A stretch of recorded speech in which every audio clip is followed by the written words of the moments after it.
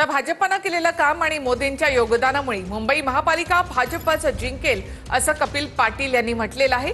दोघे भाऊ एकत्र आले तर कुणाच्या पोटात दुखण्याचं काम नाही असं कपिल पाटील म्हणाले। इतर पक्ष एकत्र येऊन निवडणुका लढतात असं देखील त्यांनी म्हटलं आहे।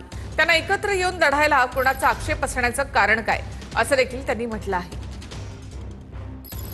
कोणी एकत्र येण्याच्यामुळे कमळ फुलेल असं नाही।